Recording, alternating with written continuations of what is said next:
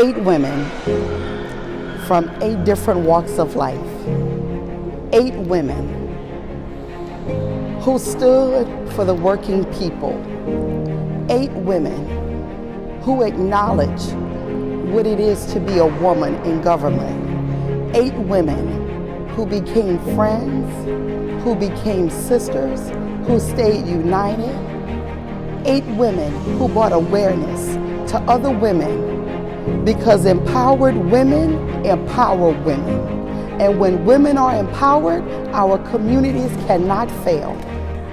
Quickly, when we got here and we were able to form this group, we started having weekly meetings together, where at first it was about getting to know each other and discussing what we thought our priorities were as individuals, and then how we could come together as a group and have a powerful voice. I believe the 8 of us are giving the voice to the people that don't have it.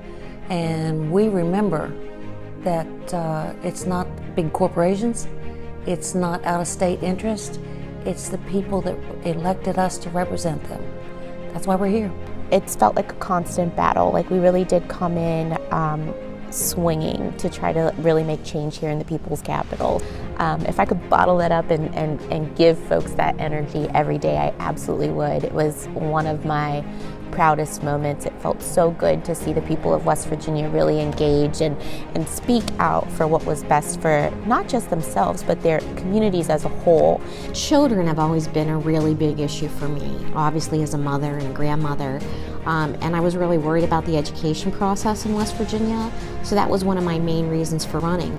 And I guess probably the defining point from my perspective would be when the teachers of West Virginia stood up and said, the children that we serve and that we teach every day, and the public school system that allows us to do that, is too important to West Virginia to allow charter schools and ESAs, the savings accounts for our private education, to take control. Between me and Delicate Fleshire being the only ones for a while, and we've been here a long time, that bringing the fresh faces in who want to get involved and they feel very deeply about these issues. So it's been very refreshing to have more women on the Democrat side in a caucus, that we can talk about things, or we can cry on our shoulders if we have to, but they're quite a unique and very talented group of ladies. We amended the budget to include extra money for our rape and sexual assault centers. That was a huge deal.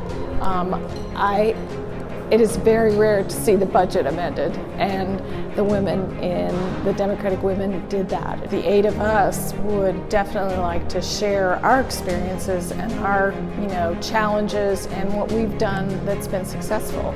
So I think women need to help each other. We need more women to run desperately, and you need to plan your campaign, you need to be smart about it, you need to get training, and we would love to help. Amy Goodwin gave me this advice as I was giving her a million reasons why I couldn't run for office. She said, just do it. And I said, I can't. I don't know anyone, I'm not politically connected, and I don't have any money. And she asked me if I had children, and that's when I said yes. And she said, speak to yourself like you would your children. Would you tell your son not to try out for soccer because he didn't know the right people or he didn't have the right clothes? And I knew then that I would tell my son, give it all you've got, you can do this. So from that moment on, politically and outside of politics, when I start doubting myself, I say, what would you say to your daughter? What would you say to your son? To all the young ladies and girls out there, first of all, is if anybody's ever told you you're bossy, what they're telling you is that you're a leader.